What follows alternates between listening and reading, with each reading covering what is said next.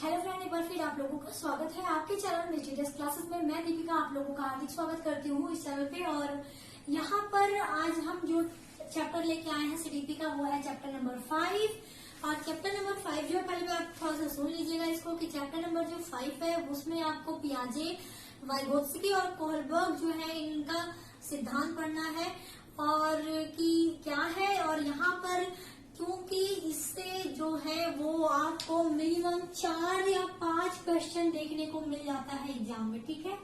4 या 5 क्वेश्चन आपको इस चैप्टर से ही गेन कर सकते हो आप एग्जाम में। कभी कभी तो 6 क्वेश्चन तक भी दे चुका है एग्जाम में, तो इसलिए ये चैप्टर काफी ज्यादा इम्पोर्टेंट है। तो आप इसको जरूर देखिएगा। और यहाँ पर जो है 3 लोग, उनके बारे में हम एक एक करके बात करेंगे। तो आज की वीडियो में हम बात करेंगे जीन पियाजे के बारे में। और जीन पियाजे का जो सिद्धांत है, यानी जीन पियाजे के संज्ञानात्मक विकास का सिद्धांत, जैसा कि स्क्रीन पे आप बोर्ड पे देख पा रहे होंगे, तो इसका हम 2 पार्ट में इसको लेके आएंगे। क्योंकि एक पार्ट में बहुत ज्यादा ये लेंदी हो जाएगा, आपको भी मजा नहीं आएगा पढ़ने में और मुझे भी नहीं आएगा, क्योंकि ये बहुत ज्यादा इम्पोर्टेंट है। तो उसकी हर एक छोटी छोटी चीजें भी आपको जाननी बहुत ज्यादा जरूरी है। तो इसको हम पार्ट 2 में, यानी पार्ट 1 और पार्ट 2, यानी 2 पार्ट में इसको हम पूरा कंप्लीट करेंगे। तो पार्ट 1 जो है इसमें मैं बताऊंगी कि क्या क्वेश्चन आ सकता है इसके अंतर्गत। पार्ट 2 जो है उसमें हम इसके जो बाल विकास के जो चरण है, जो अवस्थाएं हैं विकास की, हम उसकी बात करेंगे। तो फिलहाल पहले हम आज पहले पार्ट में ये देखेंगे कि क्या है ये सिद्धांत, और इसके कुछ परतें भी हैं संज्ञानात्मक विकास के सिद्धांत की, तो वो भी हम इस वीडियो में देखेंगे। तो वीडियो को आप पूरा देखिएगा, बहुत ज्यादा इंपॉर्टेंट वीडियो है, तो इसको स्किप मत करिएगा। बाकी अगर वीडियो पसंद आए तो आपको पता है क्या करना है, वीडियो को लाइक करना है, दोस्तों के साथ वीडियो को शेयर करना है ताकि और लोग भी इसके साथ जुड़ सके, और चैनल को सब्सक्राइब करना है अगर आपने सब्सक्राइब नहीं किया है। तो चलिए हम वीडियो स्टार्ट कर देते हैं। अगर आपको बाकी की जो 4 चैप्टर की वीडियो अगर देखनी है, अगर आपने नहीं देखी है, तो उसका भी लिंक मैं डिस्क्रिप्शन बॉक्स में इसी वीडियो के दे दूंगी, तो आप जाके एक बार उसे चेक कर सकते हैं। तो फिलहाल चलिए हम ये देख लेते हैं अपना आज पार्ट 1, जीन पियाजे के संज्ञानात्मक विकास का सिद्धांत।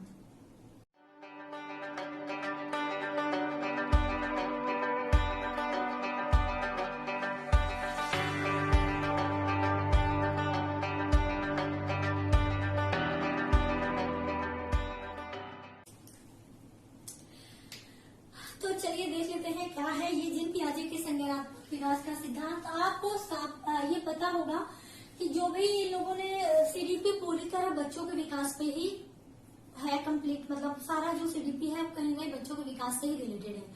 तो बच्चों के विकास को बहुत सारे साइंटिस्ट थे, बहुत सारे वैज्ञानिक जो हैं, मनोवैज्ञानिक जो हैं, उन्होंने अपनी अपनी बात रखी बाल विकास के लिए।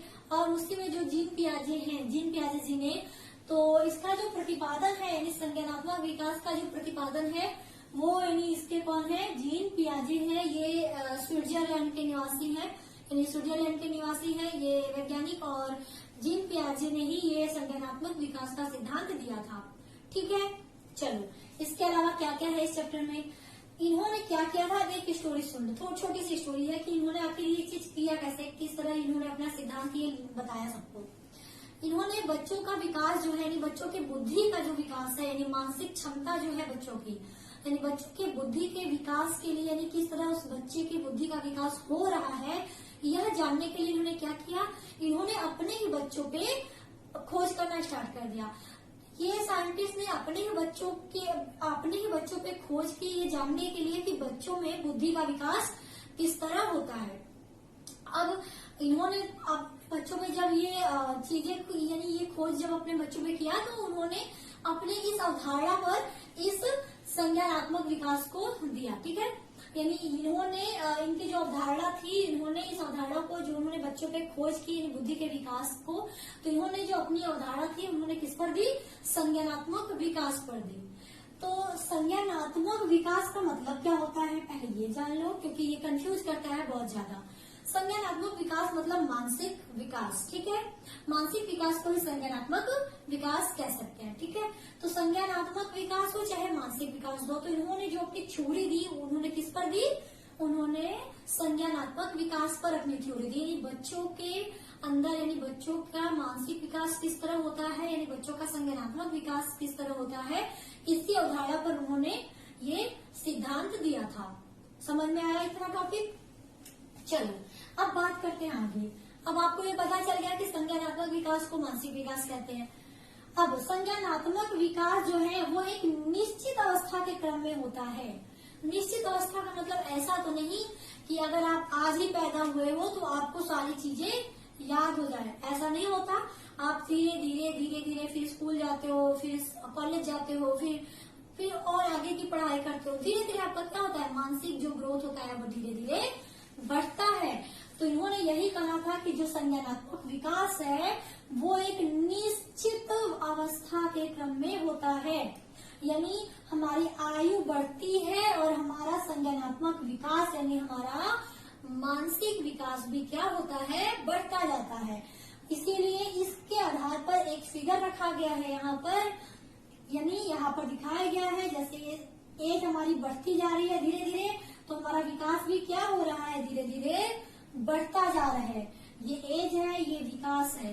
ये ग्राफ अपने माइंड में आप फिट कर लीजिए, क्योंकि ये ग्राफ आपको एग्जाम में एक बार पूछ भी चुका है, हो सकता है क्वेश्चन रिपीट भी कर दे, क्योंकि सीटेट में क्वेश्चन रिपीट होते हैं। क्योंकि ये चैप्टर बहुत ज्यादा इंपॉर्टेंट है, इससे क्वेश्चन जीव के आगे के सिद्धांत से काफी सारे क्वेश्चन पूछे जा चुके हैं एग्जाम में, इसलिए आपको ये पता होना चाहिए कि जो विकास है संज्ञानात्मक वो एक निश्चित अवस्था के क्रम में होता है। तो ये एक निश्चित अवस्था का क्रम है, हमारी आयु का एक क्रम दिखा रहा है, और ये हमारे विकास का क्रम दिखा रहा है। तो एक निश्चित अवस्था के क्रम में हमारा ये विकास, बुद्धि का विकास या संज्ञानात्मक विकास होता है। ठीक है, यहाँ तक समझ में आ गया आप लोगों को। चलो, अब यहाँ पर एक लाइन और लिखी गई है कि संज्ञानात्मक विकास, पहले इसको जानना कैसे। आपको ये पता है कि बुद्धि का विकास ऐसा तो नहीं, जैसे शारीरिक विकास जो है, शारीरिक विकास क्या होता है, एक उम्र तक जाके शारीरिक विकास रुक जाता है, 18 साल 20 साल, उससे ज्यादा नहीं। ठीक है, वहां तक जाकर विकास जो है, शरीर का जो विकास है वो रुक जाता है, उसके बाद शरीर का विकास नहीं होता है।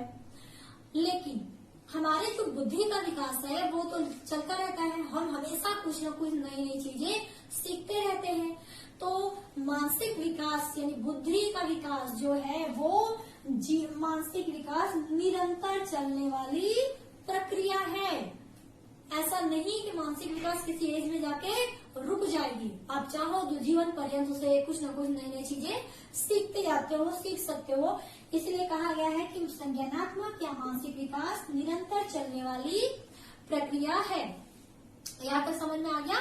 ये इम्पोर्टेंट कुछ चीजें थी जिसमें से कि ये बहुत ज्यादा इम्पोर्टेंट है, ये और ये भी इम्पोर्टेंट है, ये दोनों चीजें इम्पोर्टेंट है, आपको पूछ सकता है।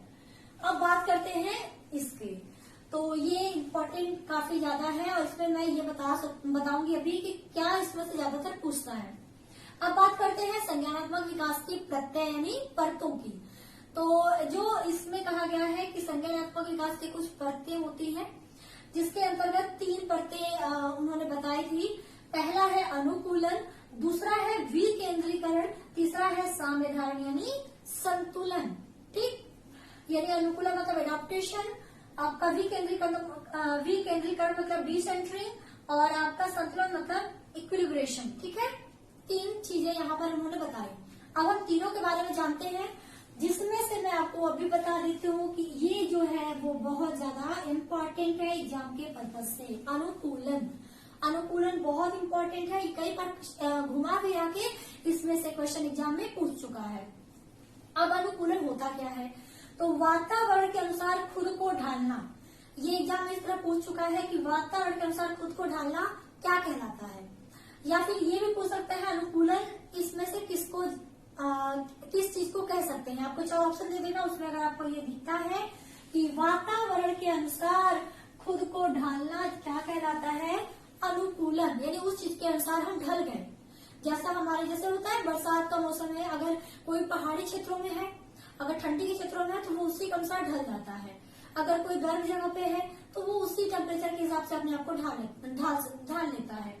यानी जैसा वहाँ का वातावरण है वैसा वहाँ पे इंसान अपने वातावरण के अनुसार अपने आप को एडजस्ट करता है, ढालता है। तो अनुकूलन वही होता है कि वातावरण के अनुसार खुद को ढालना। अब आते हैं कि इसकी 2 प्रक्रिया होती है, यानी इस अनुकूलन के अंतर्गत भी 2 प्रक्रिया होती है। एक प्रक्रिया होती है आत्मसातकरण और दूसरी होती है समायोजन। तो इसको भी आप समझिए कि क्या होता है आत्मसात्करण और क्या होता है समायोजन। तो आत्मसात्करण का मतलब क्या है, जैसे मान लीजिए आपके पास कुछ नॉलेज है, ठीक है, आपके पास अभी कोई नॉलेज रखा है और फिर आपको कहीं से कोई उससे रिलेटेड कोई और नॉलेज मिल जाए, ठीक है, तो आप अगर अपने पिछले ज्ञान में अगर नए ज्ञान को जोड़ दो, ठीक है, पूर्व ज्ञान में नए ज्ञान को जोड़ना जो है वो कहलाता है आत्मसात्करण, ठीक है। पूर्व ज्ञान में नए ज्ञान को